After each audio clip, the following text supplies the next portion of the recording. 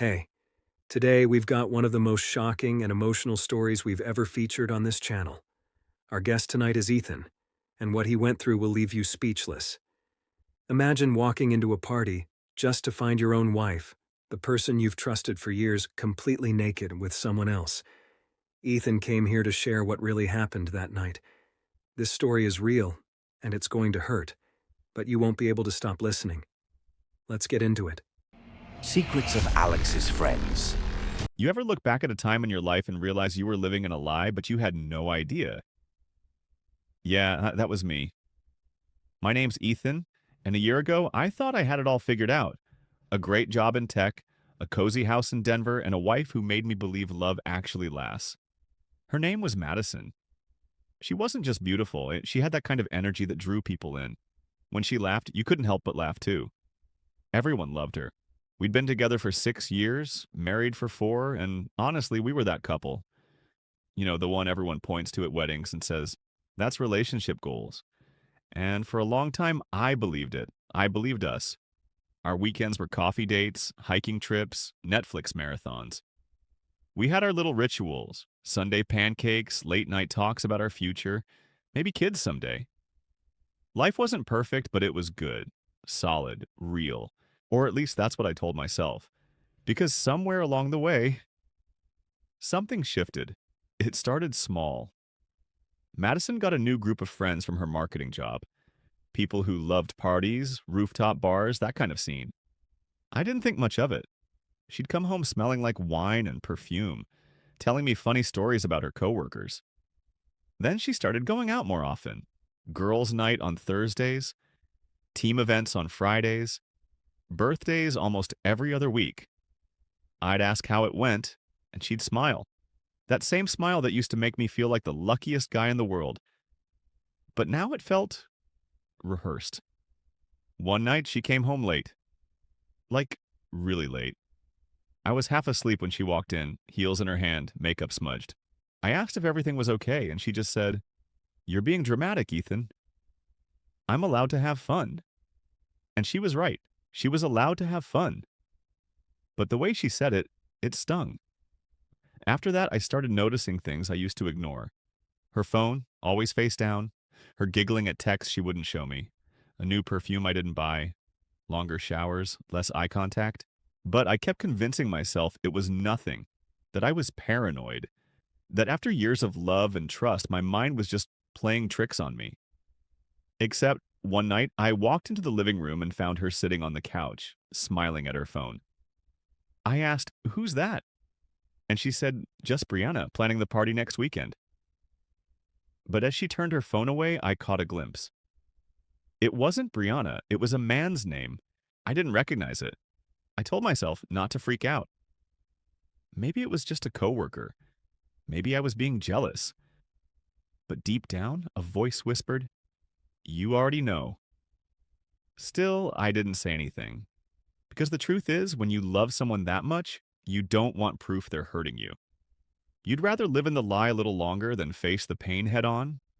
So I smiled, kissed her goodnight, and pretended everything was fine. But that night, I barely slept. And if I'd known what was coming, I would have gotten in my car right then and driven as far away as possible. It all started with a text. Friday night. Madison had mentioned a company party, some big client celebration out at a house her boss rented in Boulder. I wasn't invited. Spouses only clutter the networking vibe, she said.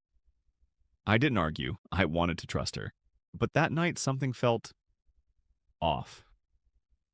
She left wearing a short black dress I'd never seen before. Tight. Elegant. It hugged her in ways that made me remember exactly why I fell for her. She looked stunning. Almost too stunning for a casual office party. When I told her she looked beautiful, she smiled. But it wasn't that soft, familiar smile. It was colder, like she was already somewhere else. "I won't be late," she said, grabbing her clutch and disappearing out the door. An hour passed, then 2, then 3. No texts, no "on my way," nothing. I sat there on the couch staring at the muted TV, my mind running laps around itself. I told myself not to be that guy, the paranoid husband checking his wife's location, but curiosity turned into panic, and panic into instinct. So I did it. I opened her Find My app, and there it was. Her phone pinged at a house in Boulder. Not a hotel, not an event space. Just a regular house in the suburbs. I don't know what got into me, but I grabbed my keys and drove. Every mile closer, my chest got tighter. My hands were shaking. My head was spinning with every possible scenario. Maybe she's drunk. Maybe someone's hurt. Maybe I'm about to destroy my marriage. When I pulled up, I could hear music from the street. Laughter. The kind of laughter that makes your stomach twist when you know something's wrong. Cars lined the driveway. High-end, expensive ones. The kind her coworkers drove. I parked a block away, stepped out, and just stood there for a minute, trying to breathe. Then I walked. Slowly. My heartbeat matched the bass thumping through the walls. When I reached the front door, it was slightly open. Light spilled through the crack. Voices, giggles, the clink of glasses. I stepped inside. No one noticed me at first. People were everywhere, drinking, dancing, music blasting. It looked like a movie scene. Champagne, flashing lights, perfume so thick it hurt to breathe. And then I saw her. At first I thought my eyes were playing tricks on me. Madison standing across the room near the stairs, drink in hand, laughing with a group of people. And next to her, that same guy's name I'd seen on her phone. His name was Dylan. I knew it instantly because I'd seen it on her screen enough times to memorize it. He leaned in close. Too close. Whispered something in her ear that made her laugh. That same laugh that used to belong to me.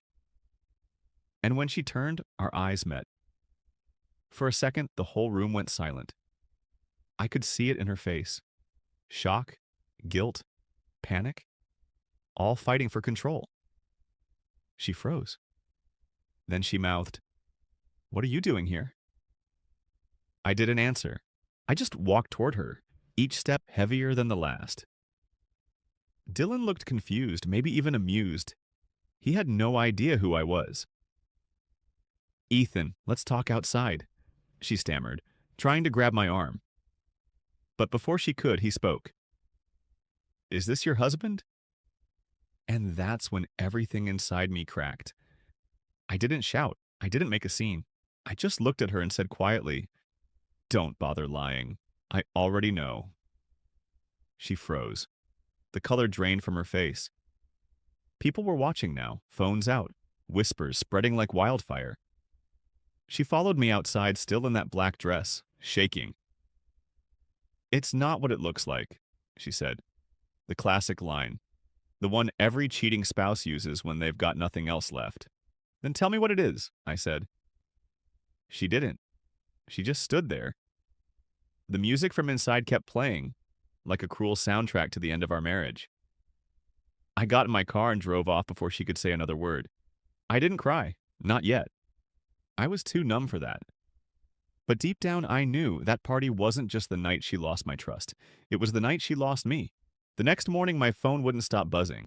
Texts from Madison, missed calls, voicemails. I didn't listen to any of them. Not yet. I sat on the edge of my bed, staring at my wedding ring. It felt heavier than ever, like a symbol of something that had already died. At 9 a.m., she showed up at the house. No makeup, eyes red, same dress from the night before. When she walked in, I could smell the mix of perfume and guilt. "Ethan, please," she started. "Don't," I said quietly. "Just tell me the truth." And she did. Or at least enough of it to shatter what was left of me. Turns out that night wasn't the first time. The company party was just the first time she got caught. It had started months earlier. Late night meetings, extra projects, trips that didn't exist, all with Dylan, her coworker, a guy she swore was just a friend. She said it just happened, that she felt disconnected, that I'd been distant, working too much. The usual excuses people give when they don't want to own what they did. But the worst part wasn't the betrayal. It was realizing how easily she'd looked me in the eye every day while living a double life. I remember saying, "You didn't just cheat on me. You killed the version of me that trusted you. She cried, begged me to go to counseling, said she'd quit her job, block his number, anything to make it right. But once you see someone differently, you can't unsee it. For a few weeks, I tried. We talked, went to therapy, sat across from each other, pretending to rebuild something that was already ashes. But every time she smiled, I remembered that night. The black dress, the laughter, the way her face froze when she saw me standing there. And then came the final blow. One evening, while packing some boxes, I found her old phone in a drawer. Curiosity got the better of me. I opened it, and there they were, messages. Dozens of them. Some flirty, some explicit. Some dated after that night at the party. She'd never stopped, even after promising she had. That was it. I filed for divorce the next morning. When I told her, she broke down on the kitchen floor. Said she didn't want to lose me, that Dylan didn't mean anything. But you know what's worse than being cheated on? Realizing you were the only one fighting for a marriage that someone else already abandoned. It's been almost a year now. I'd be lying if I said I'm fully healed. There are still nights when I wake up and reach for her, only to remember she's not there. But there's also peace.